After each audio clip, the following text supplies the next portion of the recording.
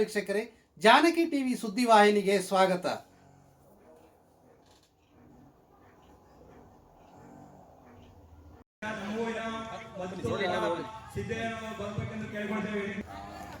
ಹೋರಾಟಕ್ಕೆ ಬೆಂಬಲ ನೀಡಿದ ಅಳಗಂಚಿ ಪಾತ್ನಳ್ಳಿ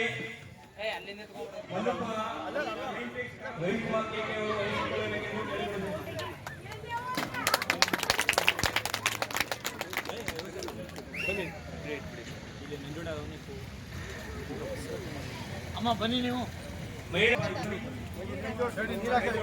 ಬನ್ನಿ.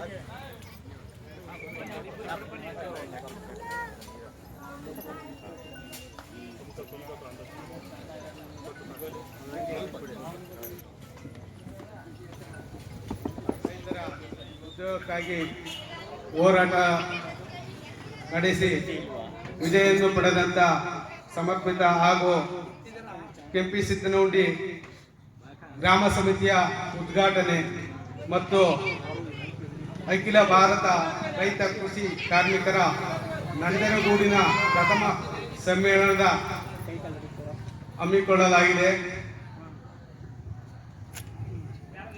ನಮ್ಮ ಹೋರಾಟಕ್ಕೆ ರಾಜ್ಯ ಮಟ್ಟದಿಂದ ಮಾರ್ಗದರ್ಶನ ನೀಡಿ ಎಲ್ಲ ರೀತಿಯ ಬೆಂಬಲವನ್ನು ನೀಡಿದಂತ ಅಖಿಲ ಭಾರತ ರೈತ ಕೃಷಿ ಕಾರ್ಮಿಕ ಸಂಘಟನೆಯ ರಾಜ್ಯ ಉಪಾಧ್ಯಕ್ಷರಾದ ಶಿವಪ್ರಕಾಶ್ ಸರ್ ಸಭೆಯನ್ನು ಉದ್ದೇಶಿಸಿ ರೈತರ ಹೋರಾಟಕ್ಕೆ ರೈತ ವಿರೋಧಿ ಸರ್ಕಾರಗಳಿಗೆ ಹೇಳಿ ಧಿಕ್ಕಾರ, ರೈತ ವಿರೋಧಿ ಸರ್ಕಾರಗಳಿಗೆ ಹೇಳಿ ಧಿಕ್ಕಾರ. ಅಖಿಲ ಭಾರತ ಕೃಷಿ ಕಾರ್ಮಿಕರ ತಾಲೂಕು ಸಮ್ಮೇಳನ ಯಶಸ್ವಿಯಾಗಲಿ. ಈ ಒಂದು ಸಮ್ಮೇಳನ ಅತ್ಯಂತ ಯಶಸ್ವಿಯಾಗಿ ನಡೀಲಿಕ್ಕೆ ಯಶಸ್ವಿಯಾಗಲಿ ಅಂತೇಳಿ ನಮ್ಮ ಎಐಕೆಎಂಎಸ್ನ ಕರ್ನಾಟಕ ರಾಜ್ಯ ಸಮಿತಿಯ ಪರವಾಗಿ ಹೃತ್ಪೂರ್ವಕವಾದಂತಹ ಆರ್ಥಿಕ ಅಭಿನಂದನೆಗಳನ್ನು ನಾನು ಸಲ್ಲಿಸ್ತಾ ಇದ್ದೀನಿ. ನನಗೆ ಇವತ್ತು ನಿಮ್ಮ ಈ ಪ್ರಥಮ ನಂಜನಗೂಡಿನ ಸಮ್ಮೇಳನ ತಾಲೂಕು ಸಮ್ಮೇಳನದಲ್ಲಿ ಭಾಗವಹಿಸಲಿಕ್ಕೆ ತುಂಬಾ ಸಂತೋಷ ಅನಿಸ್ತಾ ಇದೆ.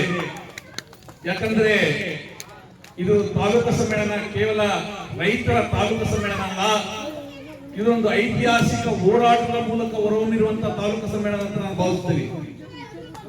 ಹೋರಾಟದ ಯಶಸ್ವಿಯ ಪ್ರಯಾಣದಲ್ಲಿ ಏನಿಲ್ಲಿ ಬಂದಿರುವಂತ ನಮ್ಮ ರೈತ ಬಾಂಧವರಿದ್ದಾರೆ, ಈ ಸಮ್ಮೇಳನದಲ್ಲಿ ಭಾಗವಹಿಸಲಿಕ್ಕೆ ಬಂದಿರುವಂತ ರೈತ ಪ್ರತಿನಿಧಿಗಳಿದ್ದಾರೆ, ತಾಯಂದಿರಿದ್ದಾರೆ. ಇವರೆಲ್ಲರೂ ಕೂಡ ಸುದೀರ್ಘವಾದಂತಹ ಒಂದು ಹೋರಾಟವನ್ನು ಮಾಡಿ ಕಳೆದ 1-2 ವರ್ಷಗಳಿಂದ ಯಾವ ಕಾರ್ಖಾನೆಗಳಿಗೆ ಜಮೀನು ಹೋಗಿತ್ತು, ಕಳೆದ 20-25 ವರ್ಷದಿಂದ ಕೊಟ್ಟಿರುವಂತಹ ಜಮೀನು ಅವರೇನು ಆಶ್ವಾಸನೆ ಕೊಟ್ಟು ಸುಮ್ಮನೆ ಕೂತ್ಕೊಂಡಿದ್ರು ಉದ್ಯೋಗ ಕೊಡುವ ಅಂತ ಹೇಳ್ಬಿಟ್ಟು. ಉದ್ಯೋಗ ಕೊಡದೇ ಇದ್ದಾಗ ಇಲ್ಲಿನ ಎಲ್ಲ ಯುವಕರಾಗ್ಲಿ ರೈತರಾಗ್ಲಿ ಹಲವಾರು ಪ್ರಯತ್ನಗಳು ಮಾಡಿದ್ದಾರೆ. ಅವರು ಕಳೆದ 20 ವರ್ಷಗಳಲ್ಲಿ ಹಲವಾರು ರಾಜಕಾರಣಿಗಳಿಗೆ ಭೇಟಿಯಾಗಿದ್ದಾರೆ, ಹಲವಾರು ಸಂಘಟನೆಗಳಿಗೆ ಭೇಟಿಯಾಗಿದ್ದಾರೆ. ಆದ್ರೆ ಕೆಲಸ ಆಗದೇ ಇದ್ದ ಸಂದರ್ಭದಲ್ಲಿ ಅವರು ನಮ್ಮ ಹತ್ರ ಬಂದಿದ್ದಾರೆ. ನಮ್ಮ ಎಐಕೆಎಂಎಸ್ ರೈತ ಸಂಘಟನೆ, ಮುಖ್ಯವಾಗಿ ನಮ್ಮ ಮೈಸೂರು ಜಿಲ್ಲಾ ಅಧ್ಯಕ್ಷರು ಕಾಮ್ರೇಡ್ ಬಸವರಾಜ್ ಅವರ ನೇತೃತ್ವದಲ್ಲಿ ಏನು ಒಂದು ಹೋರಾಟ ನಡೆದಿದೆ. ಇಡೀ ನಂಜನಗೂಡು ತಾಲೂಕು ಮೈಸೂರಿನ ಈ ಒಂದು ಕೆಐಡಿಬಿ ಭೂಮಿಯನ್ನ ತಗೊಂಡಿದ್ದ ರೈತರು ಆ ಭೂಮಿ ತಗೊಂಡು ಅವರಿಗೆ ಕೆಲಸ ಕೊಡಬೇಕಾಗಿತ್ತು ನ್ಯಾಯಯುತವಾಗಿ. ಅವರು ಭೂಮಿ ತಗೊಳ್ಳುವಾಗ ಅಗ್ರಿಮೆಂಟ್ ಬರೆದು ಕೊಟ್ಟಿದ್ರು, ಮನೆಗೆ ಒಂದು ಕೆಲಸ ಕೊಡ್ತೀವಿ ನಾವು ಅಂತ ಹೇಳ್ಬಿಟ್ಟು. ಆದ್ರೆ ಅದನ್ನ ಈಡೇರಿಸಿರ್ಲಿಲ್ಲ. ಅದು ಯಶಸ್ವಿ ಆಗಬೇಕಾದ್ರೆ ಬರೀ ಒಂದು ಮನವಿ ಪತ್ರದಿಂದ ಆಗಲಿಲ್ಲ, ಒಂದು ನಿಯೋಗದಿಂದ ಆಗಲಿಲ್ಲ, ಬರೀ ಒಂದು ಧರಣಿಯಿಂದ ಆಗಿಲ್ಲ, ಒಂದು ಮೆರವಣಿಗೆಯಿಂದ ಆಗಿಲ್ಲ. 100 ದಿನಗಳು ಧರಣಿ, ಪ್ರತಿಭಟನೆ, ಮೆರವಣಿಗೆ, ಉಪವಾಸ ಸತ್ಯಾಗ್ರಹ, ಹಗಲು ರಾತ್ರಿ ಸತ್ಯಾಗ್ರಹ, ಮಳೆಯಲ್ಲಿ ಹೋರಾಟ, ಇಡೀ ಒಂದು 6 ನಿಮಿಷದ ವಿಡಿಯೋ ಮಾಡಿದ ನಮ್ಮ ರೈತರು, ಇಲ್ಲಿನ ಹೋರಾಟಗಾರರು. ಅದು ನೋಡಿ ತುಂಬಾ ಖುಷಿ ಆಯ್ತು. ಇಡೀ ಹೋರಾಟದ ಚಿತ್ರಣ ನಿಮ್ಮ ಕನಸು ಮುಂದೆ ಬರುತ್ತೆ, ನಿಮ್ಮ ಕಣ್ಣು ಮುಂದೆ ಬರುತ್ತೆ. ಏನೇನು ನಡೆದಿದೆ ಇಲ್ಲಿ ಹೋರಾಟ. ಇಲ್ಲಿನ ರೈತರ ಮಕ್ಕಳು ಕೆಲಸ ಪಡ್ಕೊಳ್ಬೇಕಾದ್ರೆ ಎಂತ ಒಂದು ಸುದೀರ್ಘವಾದಂತಹ ಹೋರಾಟವನ್ನು ಮಾಡಿದ್ದಾರೆ. ಕೊನೆಗೆ ನೋಡಿ, ಇದೊಂದು ಪ್ರತಿಷ್ಠಿತವಾದಂತ ಕ್ಷೇತ್ರ. ಈ ಸ್ಥಳ ಯಾಕೆ ಹೇಳ್ತಾರೆ, ಈ ರಾಜ್ಯದ ಮುಖ್ಯಮಂತ್ರಿ ಸನ್ಮಾನ್ಯ ಸಿದ್ದರಾಮಯ್ಯನವರ ಕ್ಷೇತ್ರ, ವರ್ಣಾ ಕ್ಷೇತ್ರ.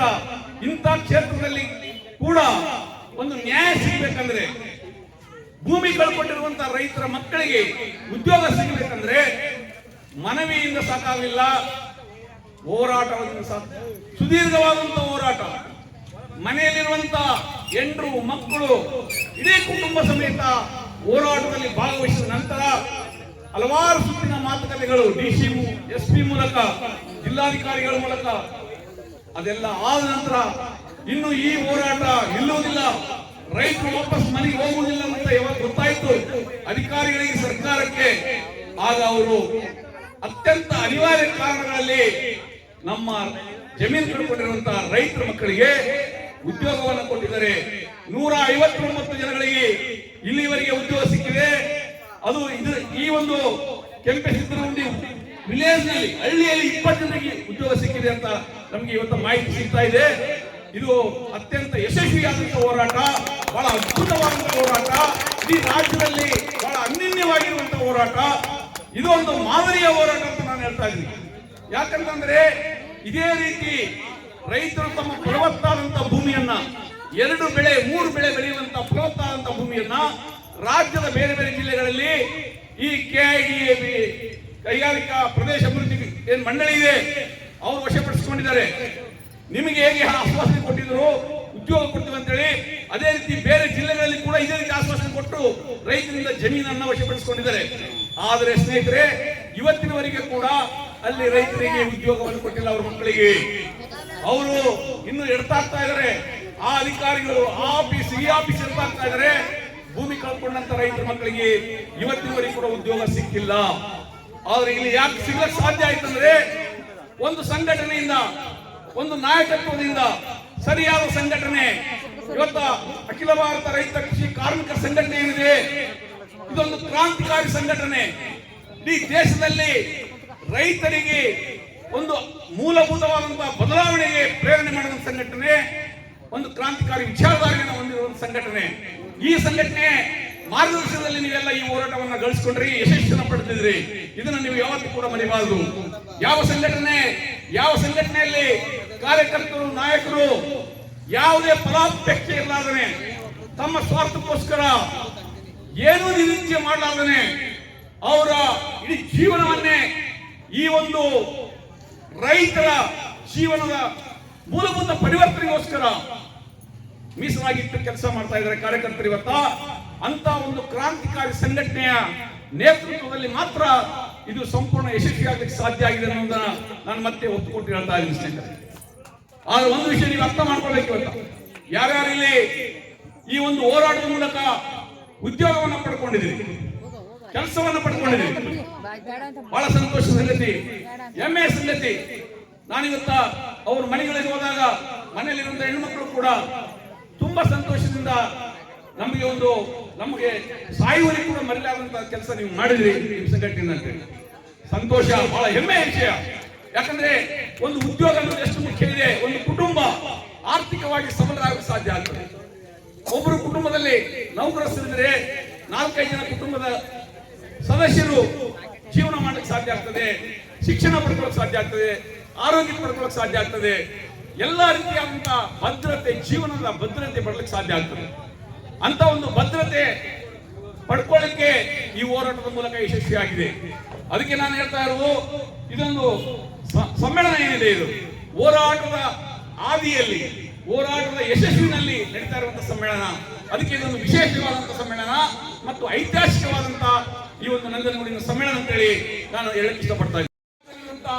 ಸಿದ್ದರಾಮಯ್ಯನವರ ಸರ್ಕಾರ ಆಗಿರಬಹುದು, ಇವರೆಲ್ಲ ಕೂಡ ಇವತ್ತ ರೈತರ ಹೆಸರಿನಲ್ಲಿ ಅಧಿಕಾರಕ್ಕೆ ಬಂದಿದ್ದಾರೆ. ರೈತರೇ ನಮ್ಮ ದೇಶದ ಬೆನ್ನೆಲುಬು ಅಂತ ಹೇಳ್ತಾ ಇದ್ದಾರೆ. ಅದು ನಿಜ, ರೈತರು ನಮ್ಮ ದೇಶದ ಬೆನ್ನೆಲುಬು. ಅದನ್ನ ಹೇಳ್ಕೊಂಡೇ ಇವರು ಅಧಿಕಾರಕ್ಕೆ ಬರ್ತಾ ಇದ್ದಾರೆ. ಚುನಾವಣೆಯಲ್ಲಿ ಓಟ್ ತಗೊಂಡು ಅಧಿಕಾರಕ್ಕೆ ಬರ್ತಾ ಇದ್ದಾರೆ. ಆದ್ರೆ ಗೆದ್ದು ಬಂದ ನಂತರ, ಅಧಿಕಾರಕ್ಕೆ ಬಂದ ನಂತರ ರೈತರಿಗೆ ಏನು ಅವರು ಆಶ್ವಾಸನೆ ಕೊಟ್ಟಿದ್ರು ಚುನಾವಣೆ ಸಂದರ್ಭದಲ್ಲಿ, ಆ ಆಶ್ವಾಸನೆ ಈಡೇರಿಸ್ತಾ ಇಲ್ಲ. ಇವತ್ತು ಕೇಂದ್ರದಲ್ಲಿರುವಂತಹ ನರೇಂದ್ರ ಮೋದಿ ಸರ್ಕಾರ ರೈತರ ಹೋರಾಟ ಡೆಲ್ಲಿನಲ್ಲಿ ನಡೆದಾಗ 3 ಕೃಷಿ ಕಾಯ್ದೆಗಳನ್ನು ವಾಪಸ್ ತಗೊಂಡು ಐತಿಹಾಸಿಕವಾದಂತಹ ರೈತರ ಚಳವಳಿ 13 ತಿಂಗಳ ಕಾಲ ನಡೆಯಿತು. ಆ ಹೋರಾಟದಲ್ಲಿ 750ಕ್ಕಿಂತ ಹೆಚ್ಚಿನ ರೈತರು ಹುತಾತ್ಮರಾದರು, ಪ್ರಾಣ ಕೊಟ್ಟರು. 95 ವರ್ಷ 100 ವರ್ಷ ವಯಸ್ಸಾದರೂ ಹೋರಾಟದಲ್ಲಿ ಭಾಗವಹಿಸಿದರು. ಅದ್ಭುತವಾದಂತಹ ಹೋರಾಟ. ನನಗನ್ಸಿದ ಮಟ್ಟಿಗೆ ನಮ್ಮ ದೇಶದ ಸ್ವಾತಂತ್ರ್ಯ ಸಂಗ್ರಾಮದ ಚಳವಳಿ ನಂತರ ನಡೆದಿರುವಂತಹ ಒಂದು ಅನನ್ಯವಾದಂತಹ ಐತಿಹಾಸಿಕ ಹೋರಾಟ. ಅದು ದೆಹಲಿ ಗಡಿಗಳಲ್ಲಿ 6 ರಸ್ತೆಗಳು ದೆಹಲಿಗೆ ಹೋಗ್ತಾ ಇದ್ವು. ಆ ರಸ್ತೆಗಳಲ್ಲಿ ಹತ್ರ 1 ಕೋಟಿ ಜನ ಸೇರಿ ಹೋರಾಟ ಮಾಡಿದ್ದಾರೆ. ಅದ್ಭುತವಾದ ಇತಿಹಾಸದಲ್ಲಿ ಮಾಡಲಿಕ್ಕೆ ಸಾಧ್ಯ ಇರಲಾರದಂತಹ ಹೋರಾಟ. ಅಂತ ಹೋರಾಟದಲ್ಲಿ ಯಶಸ್ವಿಯಾಗಿ ಬೇಷರತ್ತಾಗಿ ಈ ದೇಶದ ಪ್ರಧಾನಮಂತ್ರಿ 3 ಕೃಷಿ ಕಾಯ್ದೆಗಳನ್ನು ವಾಪಸ್ ತಗೊಂಡ್ರು. ಆದರೆ ಅದೇ ಸಂದರ್ಭದಲ್ಲಿ ರೈತರು ಇನ್ನು ಕೆಲವು ಬೇಡಿಕೆಗಳನ್ನು ಇಟ್ಟಿದ್ರು. ಅದಂದ್ರೆ MSP ಬೆಂಬಲ ಬೆಲೆ, ರೈತರು ಬೆಳೆದಿರುವಂತಹ ಬೆಳೆಗಳಿಗೆ ವೈಜ್ಞಾನಿಕವಾಗಿ ಬೆಂಬಲ ಬೆಲೆಯನ್ನ ಖಾತ್ರಿಪಡಿಸಬೇಕು. ಡಾಕ್ಟರ್ ಸ್ವಾಮಿನಾಥನ್ ಆಯೋಗದ ಪ್ರಕಾರ ಆ ಒಂದು ಶಿಫಾರಸಿನ ಆಧಾರದ ಮೇಲೆ ಬೆಂಬಲ ಬೆಲೆ ಖಾತ್ರಿಪಡಿಸಬೇಕಂತ ಹೇಳಿ ರೈತರ ಬೇಡಿಕೆ ಇತ್ತು. ಆದ್ರೆ ಅವರು ಆಶ್ವಾಸನೆ ಕೊಟ್ಟರು, ಬರವಣಿಗೆಯಲ್ಲೇ ಹೇಳಿದ್ದಾರೆ ನಾವು ಬೆಂಬಲ ಬೆಲೆ ಖಾತ್ರಿಪಡಿಸ್ತೀವಿ ಅಂತ ಹೇಳಿ. ಆದ್ರೆ ಇವತ್ತಿನವರೆಗೂ ಕೂಡ ಬೆಂಬಲ ಬೆಲೆ ಬಗ್ಗೆ ಮಾತಾಡ್ತಾ ಇಲ್ಲ. ಕೊಟ್ಟಿರುವಂತಹ ಆಶ್ವಾಸನೆಯನ್ನು ಈಡೇರಿಸ್ತಾ ಇಲ್ಲ. ಅದೇ ರೀತಿ ಇನ್ನೊಂದು ಆಶ್ವಾಸನೆ ಕೊಟ್ಟಿದ್ರು ಅವರು. ರೈತರು ಏನ್ ಕೇಳಿದ್ರು, ವಿದ್ಯುತ್ ಖಾಸಗೀಕರಣ ಮಾಡಬೇಡಿ, ಖಾಸಗಿಯವರು ಕೊಟ್ರೆ ನಮ್ಮ ರೈತರು ಜೀವನ ಮಾಡೋದು ಕಷ್ಟ ಆಗ್ತದೆ ಅಂತ ಹೇಳಿ. ಯಾಕಂದ್ರೆ ಇವತ್ತ 5 HP 10 HP ಪಂಪ್ ಸೆಟ್ ವರೆಗೆ ವಿದ್ಯುತ್ ಉಚಿತ ಇದೆ. ಒಂದು ವೇಳೆ ಖಾಸಗೀಕರಣ ಆದ್ರೆ ಸ್ಮಾರ್ಟ್ ಮೀಟರ್ ಅಂತ ಬಂದಿದೆ, ಮೀಟರ್ ಕೂಡಿಸಿದ್ರೆ ರೈತರು ತಿಂಗಳಿಗೆ 2,000, 3,000, 4,000 ವಿದ್ಯುತ್ ಬಿಲ್ ಕಟ್ಟಬೇಕಾಗ್ತದೆ. ಅದಕ್ಕೆ ಈ ಒಂದು ಖಾಸಗೀಕರಣ ಮಸೂದೆನ ವಾಪಸ್ ತಗೊಳ್ಳಕ್ಕೆ ರೈತರು ಕೇಳಿದ್ರು. ಆದ್ರೆ ಇವತ್ತಿನವರೆಗೂ ಕೂಡ ಕೇಂದ್ರ ಸರ್ಕಾರ ಅದನ್ನು ವಾಪಸ್ ತಗೊಂಡಿಲ್ಲ, ಅದನ್ನು ಜಾರಿಗೊಳಿಸಲಿಕ್ಕೆ ಪ್ರಯತ್ನ ಮಾಡ್ತಾ ಇದೆ. ಇದೇನು ತೋರಿಸ್ಕೊಡ್ತೆ, ರೈತರಿಗೆ ನಾವು ಸಹಾಯ ಮಾಡ್ತೀವಿ ಅಂತ ಹೇಳ್ತಾ ಇದ್ರೆ ರೈತರಿಗೆ ವರ್ಷಕ್ಕೆ 6,000 ರೂಪಾಯಿ ಆಗ್ತಾ ಇದ್ರೆ ಅವರ ಖಾತೆಗೆ ಕೇಂದ್ರ ಸರ್ಕಾರದಿಂದ. ಎಷ್ಟು? 6,000. ತಿಂಗಳಿಗೆ ಎಷ್ಟಾಯ್ತು? 500 ರೂಪಾಯಿ. ನಮ್ಮ ರೈತರು ಅವರು ಬೀಡಿ ಸಿಗರೇಟು ಅಂತ ಒಂದು ಅಡಿಗೆ ಪಾನ್ ತಿನ್ಲಕ್ಕೆ ಸಾಕಾಗಲ್ಲ, 500 ರೂಪಾಯಿ. ಇಷ್ಟು ಅಮೌಂಟ್ ಹಾಕಿ ನಾವು ರೈತರಿಗೆ ಬಹಳ ದೊಡ್ಡ ಕೆಲಸ ಮಾಡ್ತಾ ಇದೀವಿ, ಸೇವೆ ಮಾಡ್ತಾ ಇದೀವಿ ಅಂತ ಹೇಳ್ಕೊಳ್ತಾ ಇದ್ರು ಕೇಂದ್ರ ಸರ್ಕಾರ. ನಮಗೆ ಅದೆಲ್ಲ ಬೇಕಾಗಿಲ್ಲ.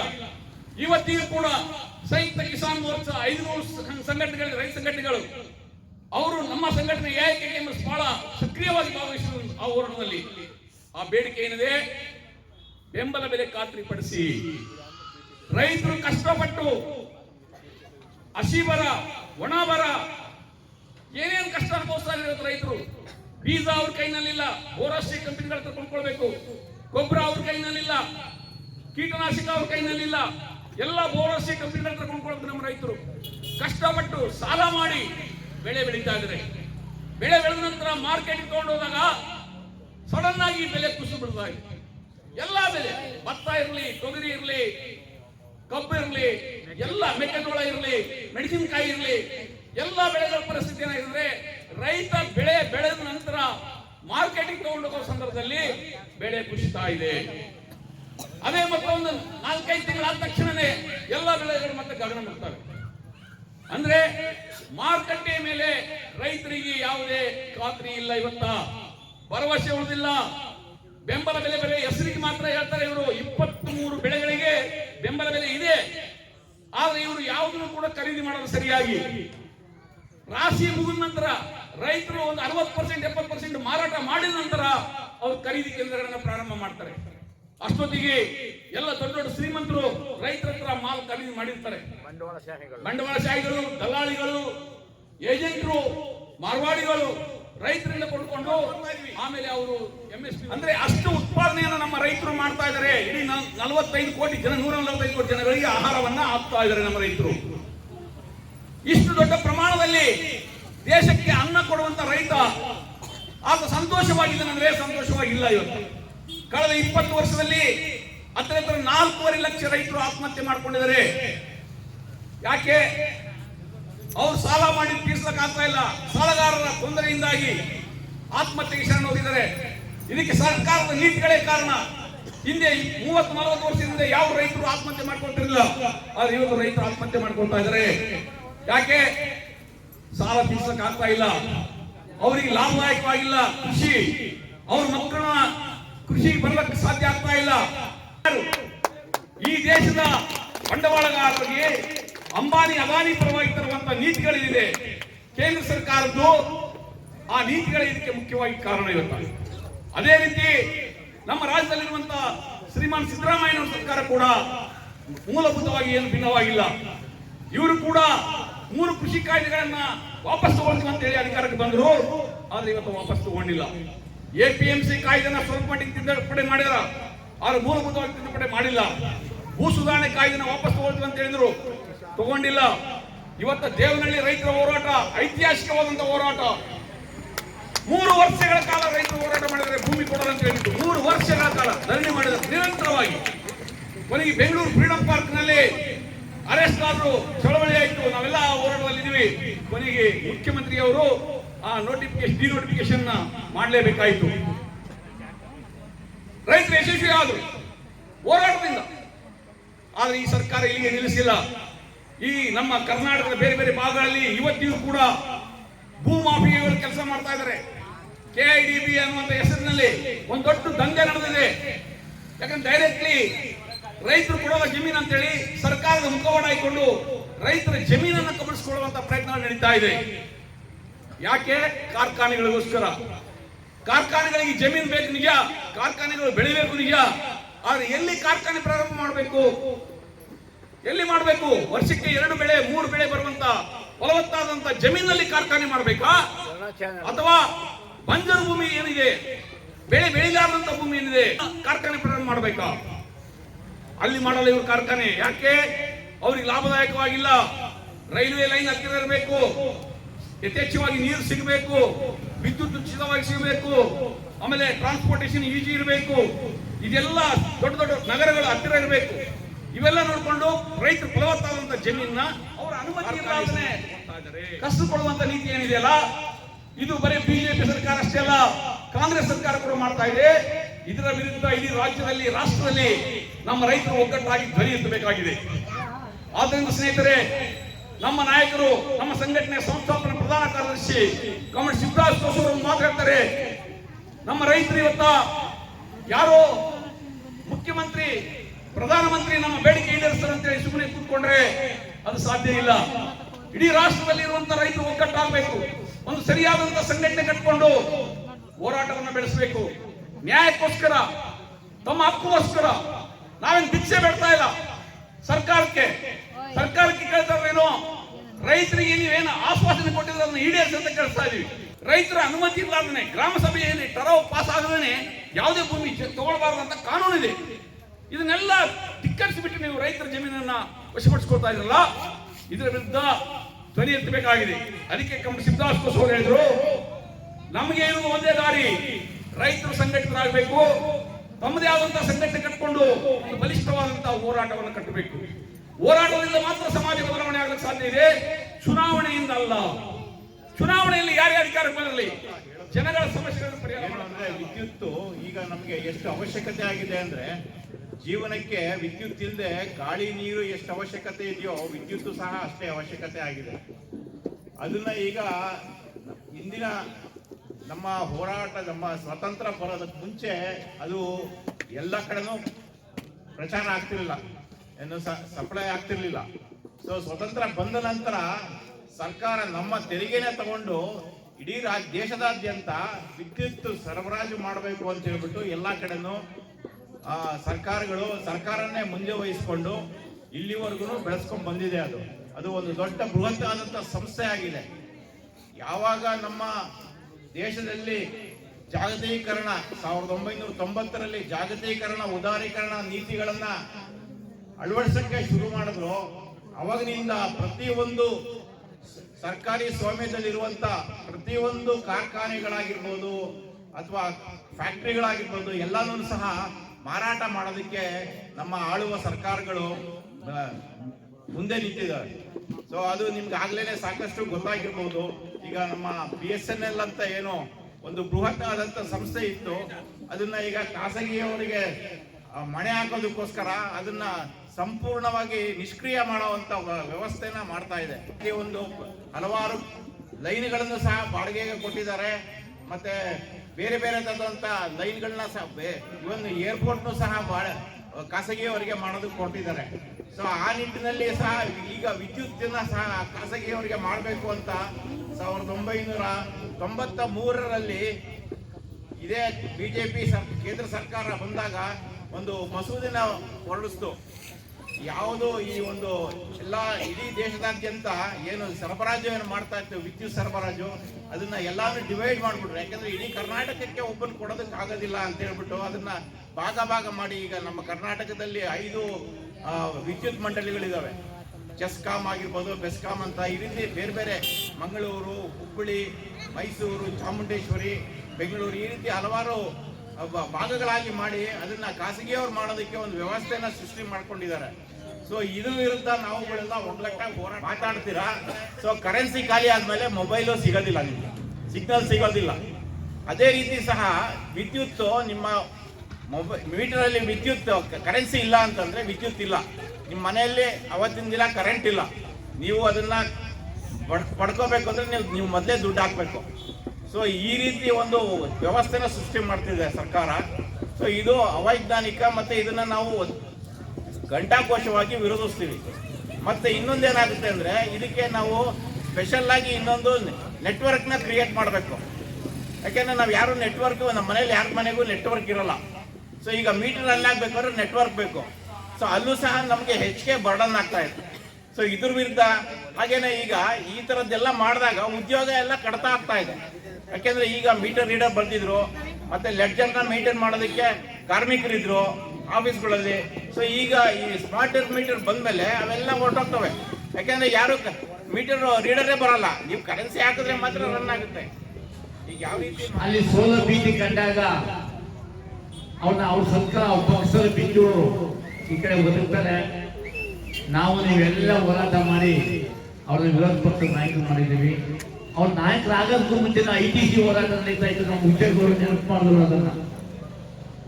ITC ಕಂಪ್ನಿಗೆ ಭೂಮಿ ಕಳ್ಕೊಂಡಂತ ರೈತರು ಕಳ್ಕೋಬೇಕಾದ್ರು ನಮ್ಮ ಸಿದ್ದರಾಮಯ್ಯನವರೇ ಮೂಲ ಕಾರಣ. ಯಾಕಂದ್ರೆ ನಮ್ಮ ಸಿದ್ದರಾಮಯ್ಯ ಅಂತ ನಾವೆಲ್ಲರೂ ತಪ್ಪುಗಳನ್ನೆಲ್ಲ ಒಪ್ಕೊಳ್ಳಕ್ ಆಗೋದಿಲ್ಲ. ಒಂದ್ ಕಡೆ ವರ್ಣಚಾರನ ತಂದ್ರು, ನಮ್ಮ 7ನೇ ದೇವರಾಜ ಅರಸು ಅಂತ ಅವ್ರನ್ನ ಹೊಗಳ್ತಾ ಇದ್ರು ನಮ್ಮ ಜನ ಎಲ್ಲ. ಇಡೀ ಕರ್ನಾಟಕದಲ್ಲಿ ನಂಜನಗೂಡು ತಾಲೂಕಿನ ಕೆಪಿ ಸಿಂಧೂರಿ ಗ್ರಾಮದಲ್ಲಿ ಇದ್ದಂತ ಕೃಷಿ ಭೂಮಿ ಇಡೀ ಕರ್ನಾಟಕದಲ್ಲಿ ಯಾರಿಗೂ ಇಲ್ಲ. ಯಾಕಂದ್ರೆ ಈ ಕಡೆ ಯಜ್ಗೆ ಪರಮಾವನಿಂದ ಇಲ್ಲೂ, ಆ ಕಡೆ ಅಡಕನಹಳ್ಳಿ ಉಂಡಿ, ಕೋಟ್ನಲ್ಲಿ, ಯಬ್ಬ್ಯ, ಈ ಕಡೆ ಬಸವಪುರ, ತಾಂಡೂಪುರ, ಹಿಂಗಾವ್ ತನಕ ನಮ್ಮ ಕೆಪ್ಪಿಸೊಂಡಿ ಗ್ರಾಮದ ರೈತರ ಭೂಮಿಗಳಿದ್ದು ಇದಕ್ಕೆಲ್ಲ ಒಳ ಚಾನಲ್ ಬಂತು. ನಾವು ಮುಂದೆ ಎಲ್ಲಾ ಬೆಳೆಗಳನ್ನು ಬೆಳೆದು ನೆಮ್ಮದಿಯಾಗಿರ್ತೀವಿ ಅಂತ ಸಂತೋಷ ಪಟ್ಟರು. ಆದ್ರೆ ಆ ಸಂತೋಷ ಜಾಸ್ತಿ ದಿನ ಉಳಿಲಿಲ್ಲ. ಒಂದ್ ಕಡೆ ಒಳ ಚಾನಲ್ ತಂದ್ರು, ಮತ್ತೊಂದ್ ಕಡೆ ಏನ್ ಮಾಡಿದ್ರು KIADB. ನಮ್ಮ ಇವ್ರೇನಿದ್ರು ಈಗ ಅಂಕಿ ಅಂಶದ ಪ್ರಕಾರ ಬಿಚ್ಚಿಡಿದ್ರು. ಕಾರ್ಖಾನೆಗಳು ಮಾಡಬೇಕು ಅಂದ್ರೆ ಈ ಒಣ ಚಾನಲ್ ಭೂಮಿನ ಬೇಕಾಗಿತ್ತ.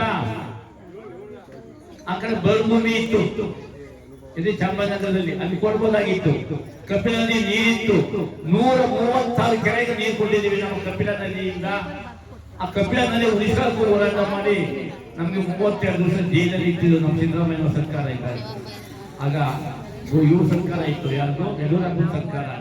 ಶೋಭಾ ಕರಂದ್ಲಾಜೆ ಅವರು ಮುಖ್ಯವಾಗಿ ಮಂತ್ರಿ ಆಗಿದ್ರು.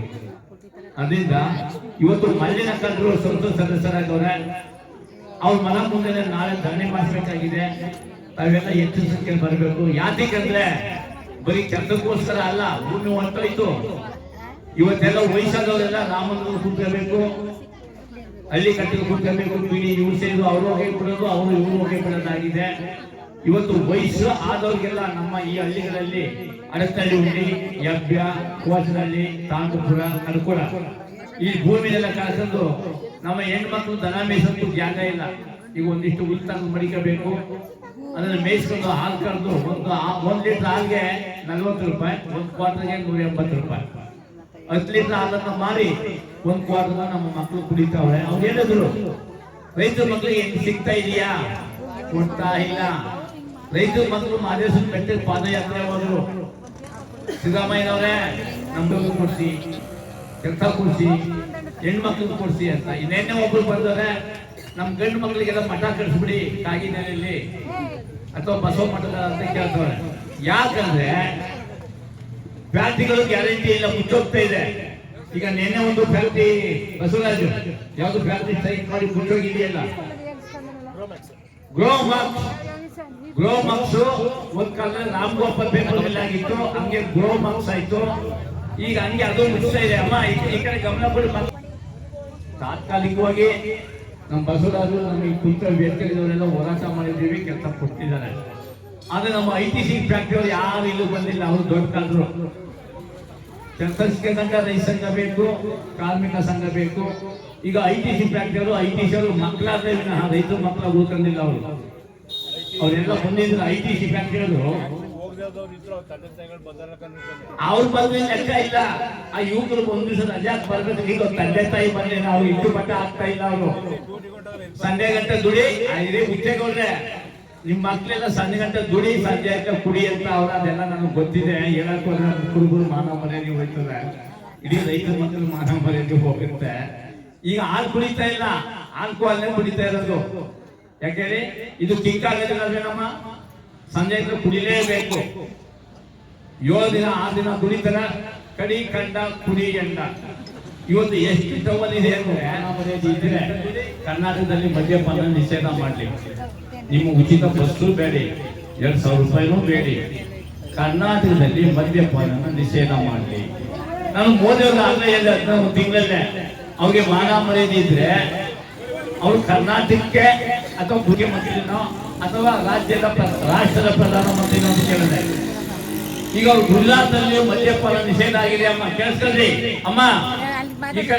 ಭಾರತ ದೇಶದ ಪ್ರಧಾನಮಂತ್ರಿ ಆಗಿರ್ತಕ್ಕಂಥ ಗುಜರಾತಿನ ಮುಖ್ಯಮಂತ್ರಿ ಆಗಿದ್ದ ನರೇಂದ್ರ ಮೋದಿ ಅವರ ರಾಜ್ಯದಲ್ಲಿ ಡಿಸ್ಟಿಲರಿಗಳನ್ನ ಮುಚ್ಚಿದ್ದಾರೆ. ಅಂದ್ರೆ ಬಾರ್ಗಳು, ರೆಸ್ಟೋರೆಂಟ್ಗಳು ಅವರ ರಾಜ್ಯದಲ್ಲಿ ಇಲ್ಲ. ಆದ್ರೆ ನಾವು ರೈತರಿಗೆ ಅಚ್ಚೇ ದಿನ ಕೊಡ್ತೀವಿ ಅಂತ ಹೇಳ್ತಾ ಇದ್ದಲ್ಲ ಮೋದಿ ಅವರು. ಅವ್ರಿಗೆ ಅಚ್ಚೇ ದಿನ ಕೊಡೋದು ಅಂದ್ರೆ ಒಳ್ಳೆ ದಿನ ಕೊಡ್ತೀನಿ 24 ಗಂಟೆ ಒಳಗಡೆ ಅಂತ ಹೇಳಿದ್ರು. ದೇಶದಲ್ಲಿ ಮದ್ಯಪಾನ ನಿಷೇಧ ಮಾಡ್ತೀನಿ, ಮತ್ತೆ ರೈತರಿಗೆ ವೈಜ್ಞಾನಿಕ ಬೆಲೆ ನೀತಿ ಅಂದ್ರೆ ಡಾಕ್ಟರ್ ಸ್ವಾಮಿನಾಥನ್ ಆಯೋಗ ವರದಿನ ಜಾರಿ ಮಾಡ್ತೀನಿ ಅಂತ ಹೇಳಿದ್ರು. ಅವರು ಪ್ರಧಾನಮಂತ್ರಿಯಾಗಿ ಇನ್ನು 24 ಗಂಟೆ ಆಗಿಲ್ವೇ? ಇಲ್ಲ, 13 ವರ್ಷ ಆಯ್ತು.